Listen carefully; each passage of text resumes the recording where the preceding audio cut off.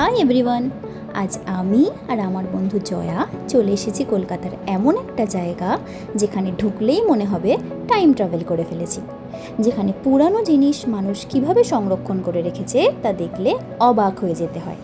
এ যেন সময়ের উল্টো পথে হাঁটা। এতক্ষণে নিশ্চয়ই বুঝতে পেরেছো আমি কোন জায়গার কথা বলছি। তাই দেরি না করে চলো টাইম ট্রাভেল শুরু করা যাক। আমরা চলে এসেছি আজ কলকাতার ইন্ডিয়ান মিউজিয়ামে। অনেক দিন ধরেই ভাবছিলাম যাব, আর আজ ফাইনালি যাওয়া হয়ে গেল। মিউজিয়ামে ঢুকতেই একটা অন্যরকম অনুভূতি হচ্ছিল। মনে হচ্ছিল বইয়ের পাতার ছবিগুলি কেউ বাস্তবায়িত করে দিয়েছে। আমরা একটু একটু করে অন্য একটা সময়ে ঢুকে পড়ছিলাম। তারপর আমরা একের পর এক গ্যালারি এক্সপ্লোর করতে শুরু করলাম। আর এই গ্যালারিটা ছিল একদমই অবাস্তব, কারণ হাজার হাজার প্রাণীর জীবাশ্ম অতি যত্ন সহকারে এখানে সংগ্রহ করে রাখা আছে। এখন বিলুপ্ত এমন প্রাণীর জীবাশ্ম এখানে সংরক্ষিত আছে। এরপর আমরা চলে গেছিলাম ম্যামাল গ্যালারিতে, যেখানে বিভিন্ন যুগের বিভিন্ন পশুর কঙ্কাল সংরক্ষিত আছে। এগুলো দেখে বেশ মজাও পাচ্ছিলাম। 1814 সালে এই মিউজিয়ামটি প্রতিষ্ঠিত হয়েছিল। এখানে মিশরের মমি, ডাইনোসরের হাড়, কঙ্কাল, পুরানো মুদ্রা, ভাস্কর্য, জীবাশ্ম, প্রাণী ও ইতিহাসের অনেক জিনিস রাখা। মাত্র 75 টাকার টিকিট কেটে ইতিহাসের এই পর্যায়ে চলে আসা সত্যিই অভাবনীয়।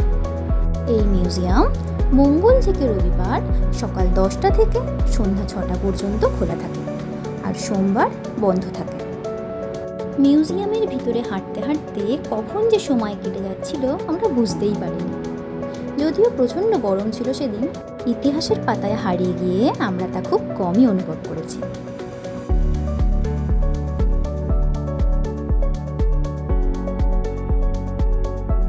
এই অংশে পুরানো সময়ের ব্যবহার করা বিভিন্ন জিনিস সংরক্ষণ করে রাখা আছে।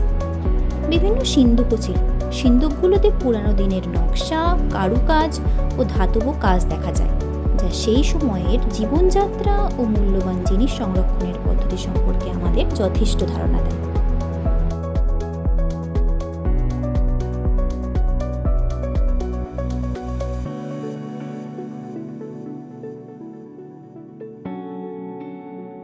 এই অংশে দাবা খেলার সামগ্রীও চোখে পড়ে, যা দেখে বোঝা যায় আগের সময়েও মানুষ বিনোদন ও বুদ্ধির খেলায় যথেষ্ট আগ্রহী ছিল। এরপরে আমরা চলে গিয়েছিলাম টেক্সটাইল গ্যালারিতে, যেখানে বিভিন্ন ধরনের কাপড়, শাড়ি রাখা আছে। মসলিন, জামদানি, বেনারসি, বালুচরি থেকে শুরু করে কাঁথা, মিরর ওয়ার্ক কাপড়, ফুলকারি, আরও কত কি। আর এখানে বিভিন্ন সামুদ্রিক প্রাণীর ডেমো খুব সুন্দরভাবে রাখা আছে। এখানে এসে বুঝতে পারছি হিস্ট্রি কিন্তু অতটাও বোরিং না। ঠিকভাবে দেখলে আর বুঝলে তা খুবই আকর্ষণীয়।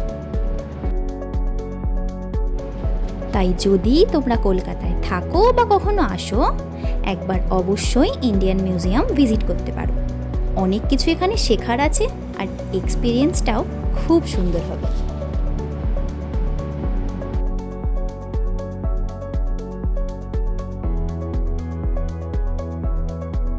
আমরা প্রায় 3 ঘন্টা ভিতরে ছিলাম, তাও হয়তো অর্ধেকটাই আমরা দেখে শেষ করতে পেরেছি।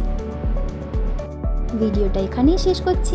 সারাদিন হাসি, মজা, ছবি তোলা সব মিলিয়ে খুব স্পেশাল গেছে।